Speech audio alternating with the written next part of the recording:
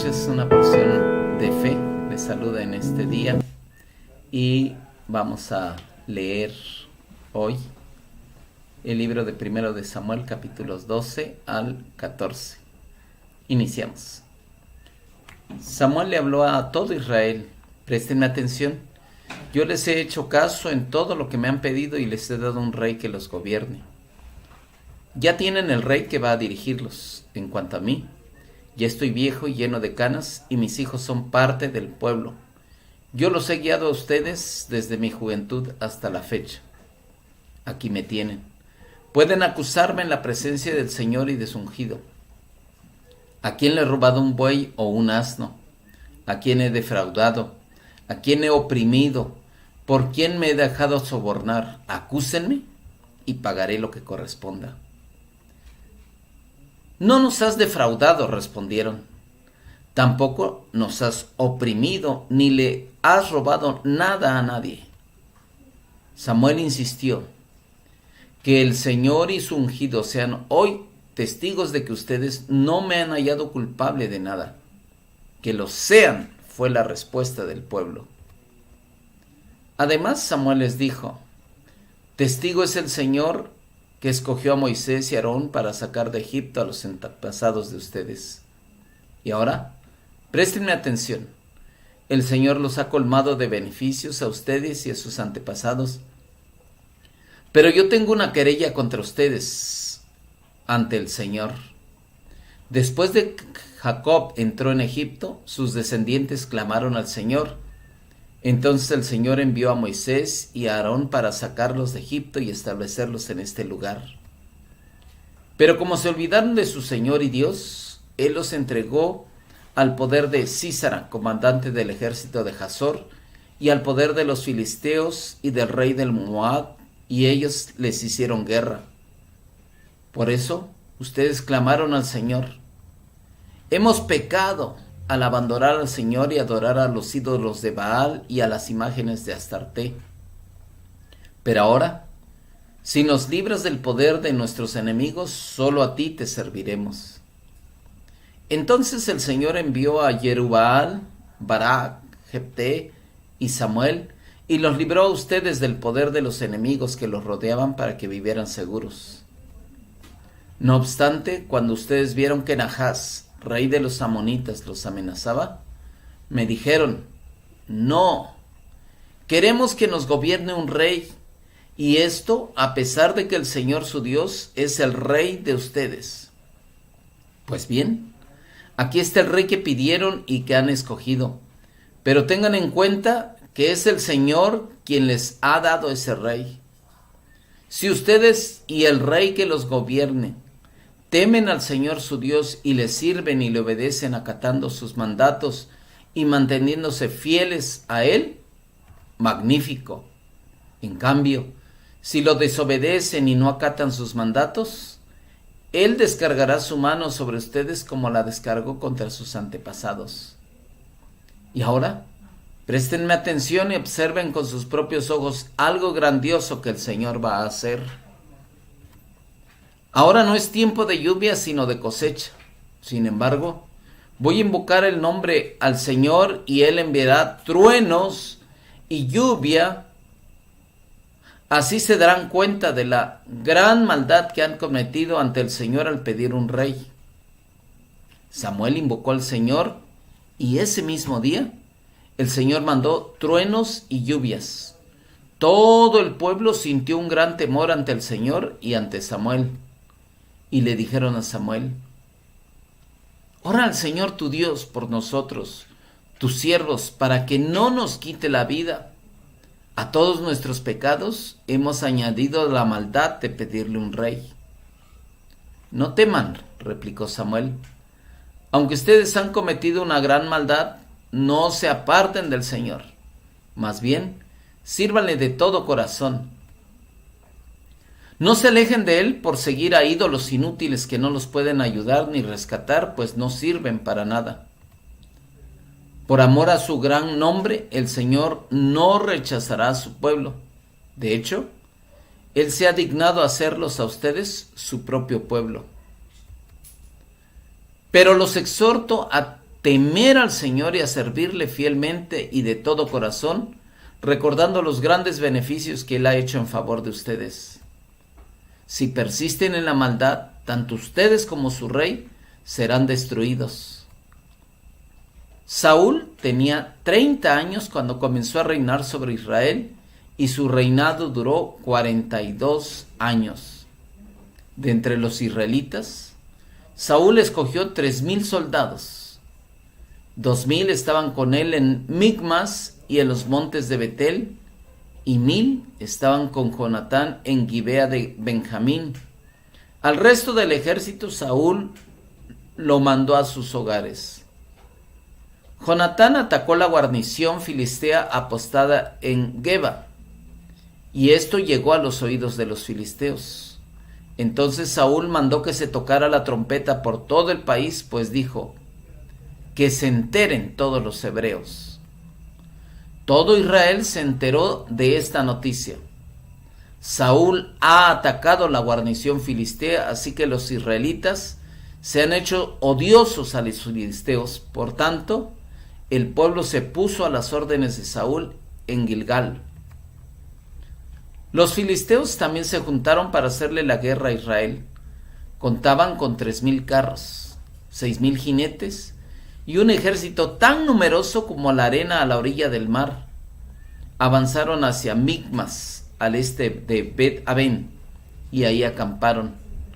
Los israelitas se dieron cuenta de que estaban en aprietos, pues todo el ejército se veía amenazado. Por eso tuvieron que esconderse en las cuevas, en los matorrales, entre las rocas, en las zanjas y en los pozos. Algunos hebreos incluso cruzaron el Jordán para huir a territorio de Gad, en Galad. Saúl se había quedado en Gilgal y todo el ejército que lo acompañaba temblaba de miedo. Allí estuvo esperando 7 días, según el plazo indicado por Samuel, pero éste no llegaba. Como los soldados comenzaban a desbandarse, Saúl ordenó: tráiganme el holocausto y los sacrificios de comunión, y él mismo ofreció el holocausto. En el momento en que Saúl terminaba de celebrar el sacrificio, llegó Samuel. Saúl salió a recibirlo y lo saludó. Pero Samuel le reclamó: ¿qué has hecho? Y Saúl le respondió: pues como vi que la gente se desbandaba y que tú no llegabas en el plazo indicado y que los filisteos se habían juntado en Micmas, pensé: los filisteos ya están por atacarme en Gilgal y ni siquiera he implorado la ayuda del Señor. Por eso me atreví a ofrecer el holocausto. Te has portado como un necio, le replicó Samuel. No has cumplido el mandato que dio el Señor tu Dios. El Señor habría establecido tu reino sobre Israel para siempre. Pero ahora te digo que tu reino no permanecerá. El Señor ya está buscando un hombre más de su agrado y lo ha designado gobernante de su pueblo, pues tú no has cumplido su mandato. Dicho esto, Samuel se fue de Gilgal hacia Gibea de Benjamín. Saúl pasó revista de los soldados que estaban con él y eran unos 600 hombres. Él y su hijo Jonatán, junto con sus soldados, se quedaron en Geba de Benjamín, mientras que los filisteos seguían acampados en Micmas. Del campamento filisteo salió una tropa de asalto dividida en 3 grupos. Uno de ellos avanzó por el camino de Ofra hacia el territorio de Sual, otro por Bet-Jorón y el tercero por la frontera del valle de Sebollín en dirección al desierto. En todo el territorio de Israel no había un solo herrero, pues los filisteos no permitían que los hebreos se forjaran espadas y lanzas. Por tanto, todo Israel dependía de los filisteos para que les afilaran los arados, los azadones, las hachas y las hoces. Por un arado o un azadón cobraban 8 gramos de plata y 4 gramos por una horqueta de un hacha, o por arreglar las aguijadas. Así que ninguno de los soldados israelitas tenían espada de lanza excepto Saúl y Jonatán. Un destacamento de filisteos avanzó hacia el paso de Micmas. Cierto día, Jonatán, hijo de Saúl, sin decirle nada a su padre, le ordenó a su escudero: ven acá, vamos a cruzar al otro lado donde está el destacamento de los filisteos. Y es que Saúl estaba en las afueras de Gibea, bajo un granado en Migrón, y tenía con él unos 600 hombres. El ephod lo llevaba Ahías, hijo de Ahitob, que era hermano de Icabod, el hijo de Fines, y nieto de Elí, sacerdote del Señor en Silo. Nadie sabía que Jonatán había salido. Y para llegar a la guarnición filistea, Jonatán tenía que cruzar un paso entre dos peñascos llamados Bosés y Sene. El primero estaba al norte frente a Micmas y el otro al sur frente a Geba. Así que Jonatán le dijo a su escudero: vamos a cruzar hacia la guarnición de esos paganos.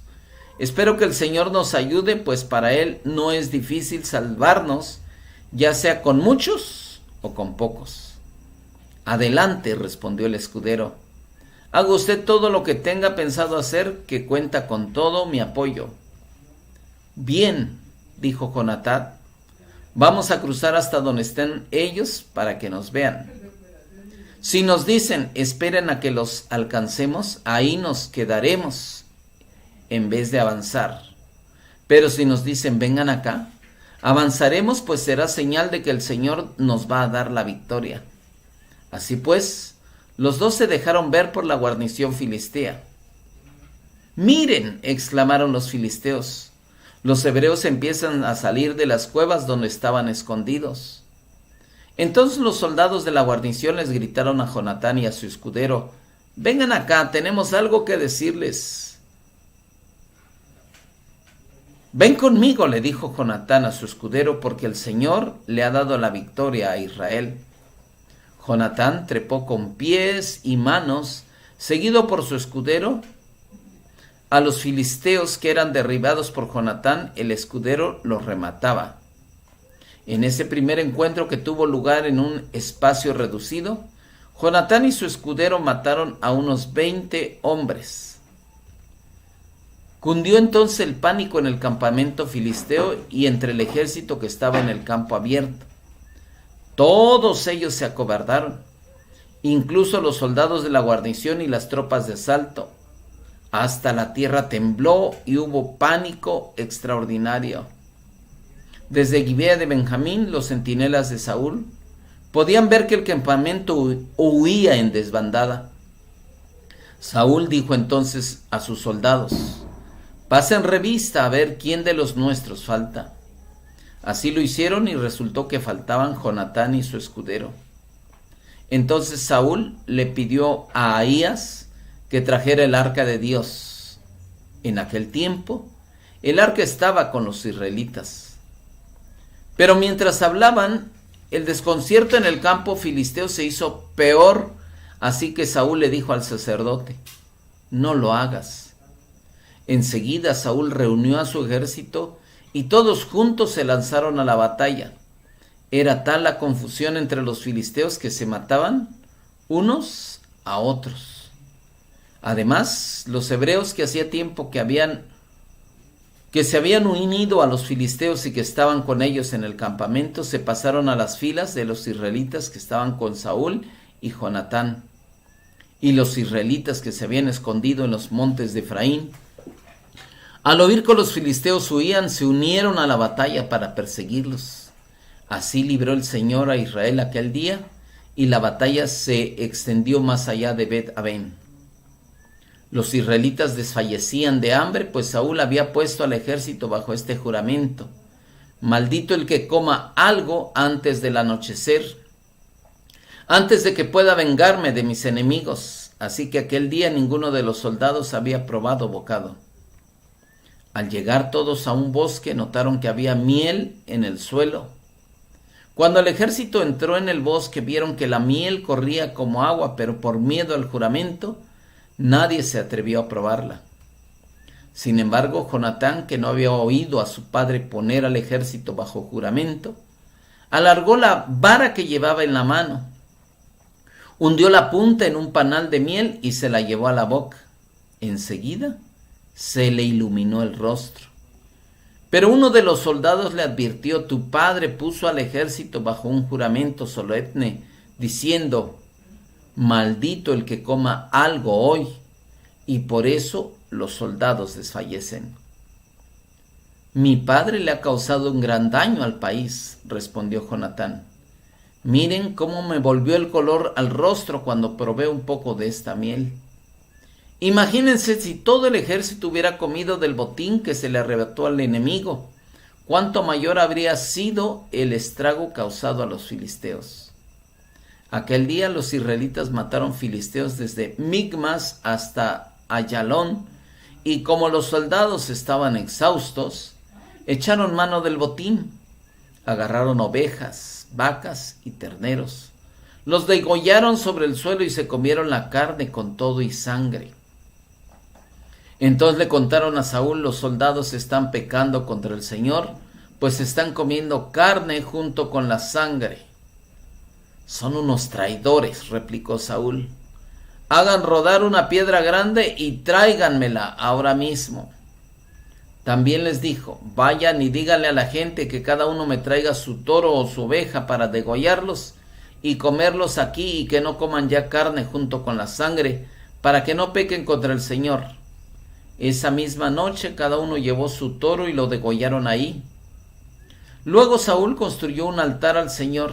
Este fue el primer altar que levantó. Y dijo: vayamos esta noche tras los filisteos antes de que amanezca. Quitémosle todo lo que tienen y no dejemos a nadie con vida. Haz lo que te parezca mejor, le respondieron. Primero debemos consultar a Dios, intervino el sacerdote. Saúl entonces le preguntó a Dios: ¿debo perseguir a los filisteos? ¿Los entregarás en manos de Israel? Pero Dios no le respondió aquel día. Así que Saúl dijo: todos ustedes, jefes del ejército, acérquense y averigüen cuál es el pecado que se ha cometido hoy. El Señor y Salvador de Israel me es testigo de que, aun si el culpable es mi hijo Jonatán, morirá sin remedio. Nadie se atrevió a decirle nada. Les dijo entonces a todos los israelitas: pónganse ustedes de un lado y yo y mi hijo Jonatán nos pondremos del otro. Haga lo que le parezca, respondieron ellos. Luego le rogó Saúl al Señor, Dios de Israel, que le diera una respuesta clara. La suerte cayó sobre Jonatán y Saúl, de modo que los demás quedaron libres. Entonces dijo Saúl: echen suertes entre mi hijo Jonatán y yo, y la suerte cayó sobre Jonatán. Así que Saúl le dijo: cuéntame lo que has hecho.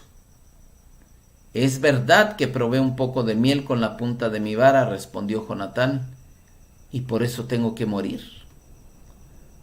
Jonatán, si tú no mueres, que Dios me castigue sin piedad, exclamó Saúl. Los soldados le replicaron: ¿cómo va a morir Jonatán, siendo que le ha dado esta gran victoria a Israel? ¡Jamás! Tan cierto como el Señor vive, que ni un pelo de su cabeza caerá al suelo, pues con la ayuda de Dios hizo esta proeza. Así libraron a Jonatán de la muerte. Saúl a su vez dejó de perseguir a los filisteos, los cuales regresaron a su tierra. Después de consolidar su reinado sobre Israel, Saúl luchó contra todos los enemigos que lo rodeaban, incluso contra los moabitas, los amonitas, los edomitas, los reyes de Sobá y los filisteos, y a todos los vencía. Haciendo gala de valor, también derrotó a los amalecitas y libró a Israel de quienes lo saqueaban. Saúl tuvo 3 hijos, Jonatán, Isbi y Malquisúa. También tuvo 2 hijas, la mayor se llamaba Merab y la menor Mical. Su esposa era Ahinoam, hija de Ahimás. El general de su ejército era Abner, hijo de Ner, tío de Saúl. Ner y Quis, el padre de Saúl, eran hermanos y ambos eran hijos de Abiel. Durante todo el reinado de Saúl se luchó sin cuartel contra los filisteos. Por eso, siempre que Saúl veía a alguien fuerte y valiente, lo alistaba en su ejército. Es así como hemos terminado la lectura de estos capítulos y podemos ver rápidamente que Dios es el rey de nuestras vidas y tiene que ser restaurado en el trono donde a Él le corresponde. Y fue así que en el cumplimiento de su tiempo, nuestro Señor Jesucristo volvió a todo el mundo hacia Él para indicar precisamente que el Señor es Rey de nosotros. Y ahora necesitamos pues hacerlo nuestro Rey en lo personal, y si ya lo tienes como Rey y Señor, pues obedecerle en todo lo que conforme a su palabra Él nos indique. Muy buenas noches a todos y nos vemos en la próxima lectura de Una Porción de Fe.